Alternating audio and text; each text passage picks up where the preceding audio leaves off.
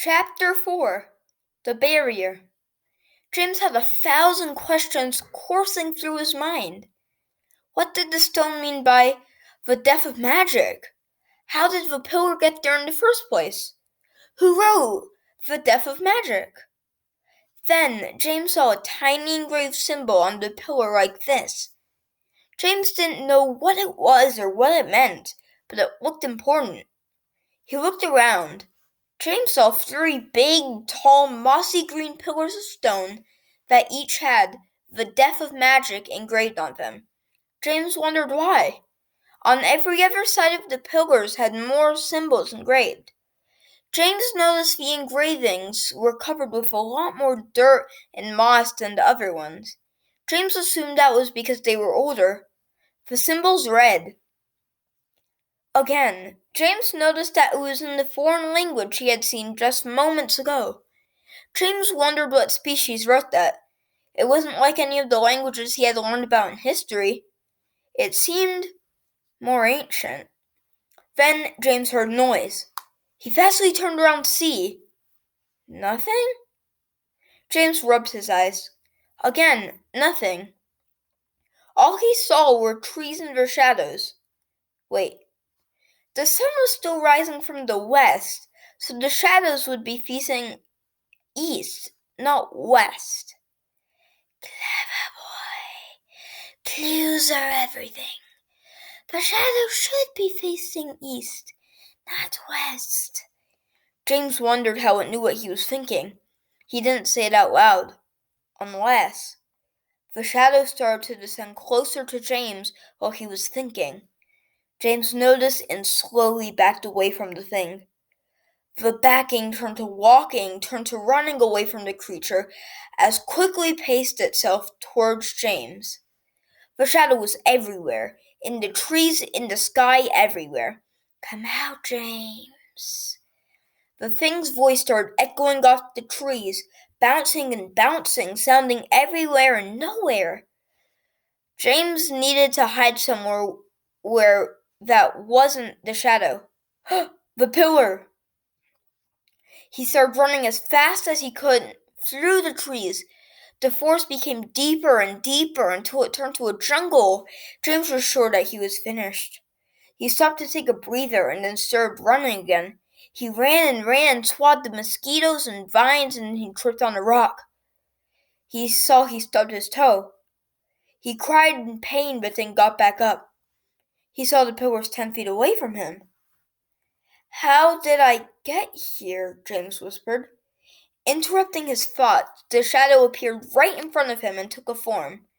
Out of the darkness, the shadow formed something hideous and indescribably horrendous.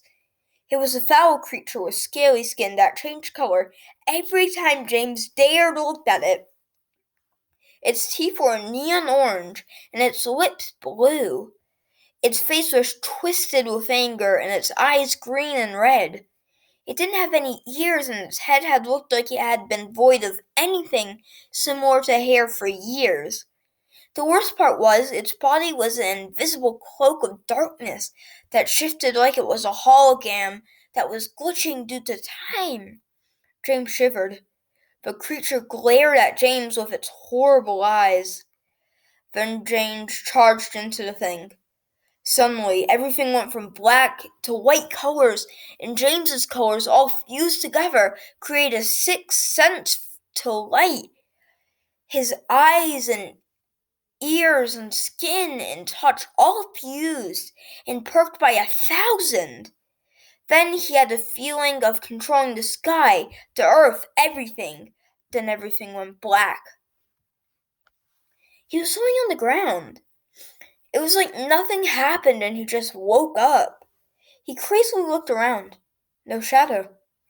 He got to say weird, but he couldn't. No. This was above weird. Another level of weird, strange, abnormal. This was beyond gravity, the laws of physics, space-time itself. It was... No words came out of James' mouth. Just wonder. James walked around.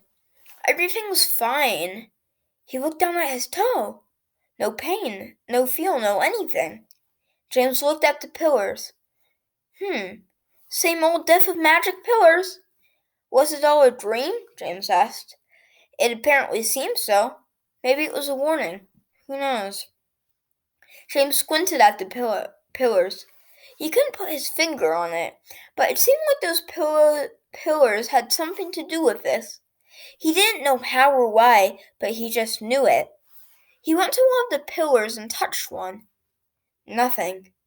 Of course, he didn't assume it would be that easy, but honestly, he didn't know what to assume. James took his hand off of the pillar and walked past it, going to the other pillars. Then he froze, not naturally by force. His body swerved around as he saw all the pillars start to form a blue line. Then came a red line, then a black line, and then a green line. Then the pillars started to move around. They started moving the ground, and then a triangular block of earth pushed the pillars and what ground was beneath them up into the sky.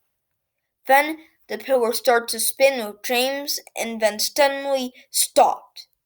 James's eyes started to lose their control from brown to white, like he was blind. Then, like an invisible being picked him up, he started to be lifted into the air, his eyes starting to turn neon blue as a whole.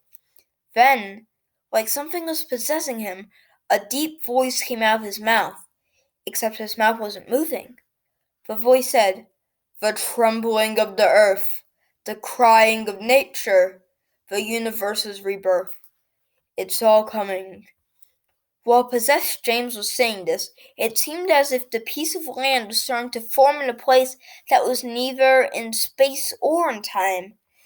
Then James woke up with his possession, and everything felt normal. Then his eyes started flashing as he saw the universe. James saw time and space and a barrier and symbols, lots of symbols, and silver fires and rain of acid, and the universe flashed before his eyes. The images started to flash away, and then James was left alone in light. James looked around and called out, "Hello? Anyone?" A figure appeared. James couldn't quite tell what he looked like. "Who are you?" James asked. The being responded, "I am a being who is nor white or black, nor a she or a he, or anything that has ever existed. I am a being that is nowhere yet everywhere.